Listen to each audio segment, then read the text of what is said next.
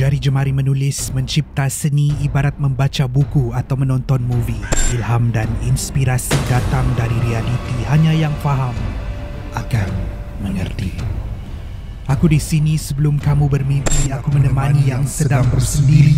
Selamat datang untuk yang berani di penjelajahan yang tiada henti.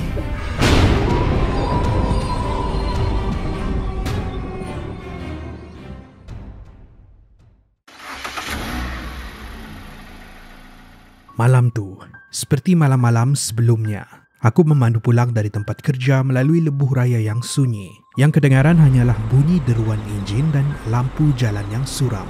Lebuh raya ini dikenali sebagai Lebuh Raya 18, bukanlah lebuh raya utama. Ia adalah sebuah jalan pintas yang sunyi, menghubungkan pekan kecil ke bandar besar. Jalan dua lorong tanpa tol, di kiri dan kanan hanya hutan tebal, sesekali ada selekoh tajam yang muncul tanpa amaran.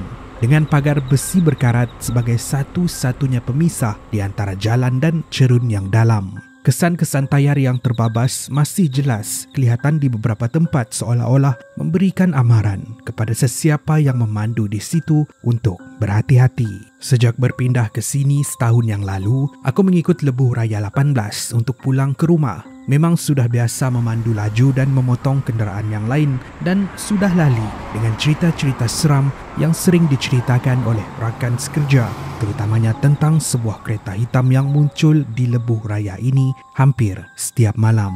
Tiap kali mendengar kisah ini aku hanya ketawa. Sekadar legenda urban untuk menakutkan orang, kan? Tidak, sehingga ada satu malam tu, buat pertama kalinya aku nampak kereta tu.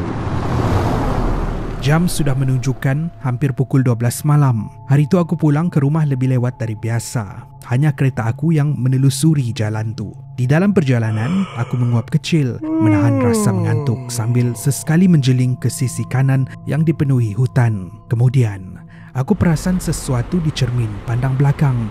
Sebuah kereta berwarna hitam mendekati. Sekali pandang macam kenal. Tapi tak adalah benda yang mengejutkan. Sudah tentu aku bukan satu-satunya yang menggunakan jalan ini.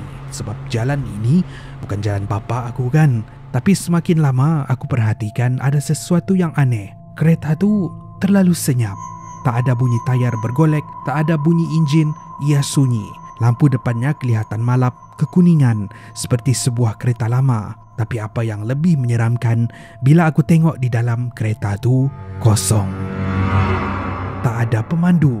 Mata aku terbuka luas ketakutan. Aku segera memandang semula ke depan, mengabaikan apa yang aku lihat. Mungkin terlalu penat dan berimajinasi. Tapi debaran semakin terasa. Tangan aku menggenggam steering dengan lebih erat. Jari terasa sejuk. Aku cuba berfikiran rasional. Mungkin pemandunya membongkok ke bawah. Berbisik kepada diri sendiri sebelum aku sedar yang alasan tu tidak masuk akal. Siapa yang memandu membongkok ke bawah?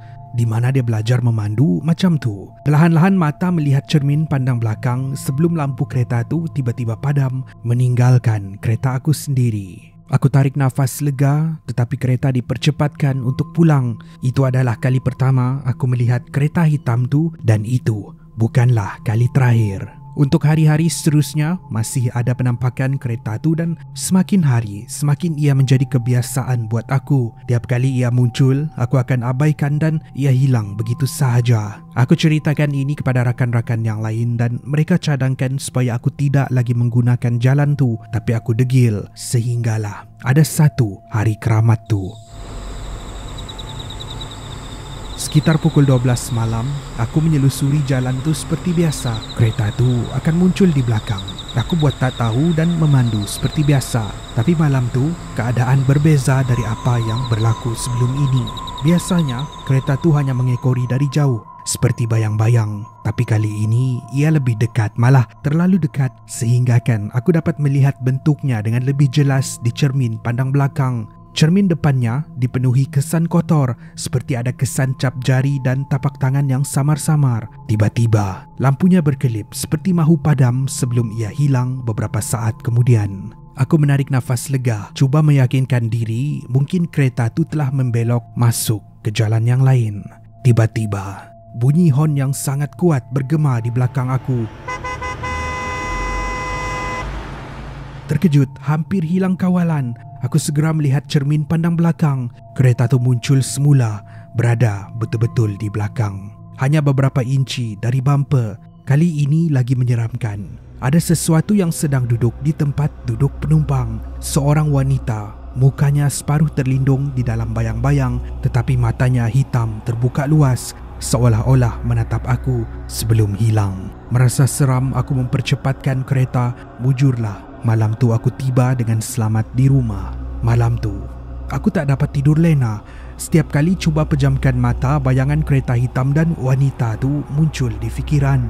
Akhirnya, aku terlena juga. Tapi sekitar pukul 3 pagi, aku dikejutkan oleh satu bunyi siulan perlahan yang bergema di luar rumah, membuatkan bulu roma aku meremang. Dengan jantung berdegup kencang, aku mengintai dari celah langsir, dan di bawah cahaya lampu jalan yang suram, wanita tu berdiri di sebelah kereta hitam yang kini terparking betul-betul di depan hadapan rumah aku.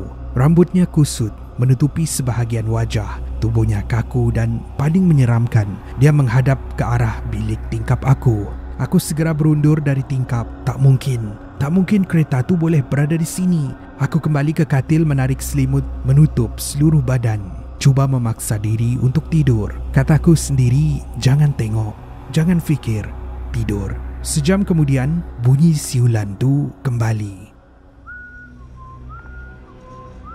Tapi ia datang dari dalam rumah. Perlahan-lahan aku membuka mata. Nafas menjadi semakin berat. Dari ruang tamu, bunyi itu mendayu-dayu menaiki tangga, berjalan ke bilik aku di tingkat kedua.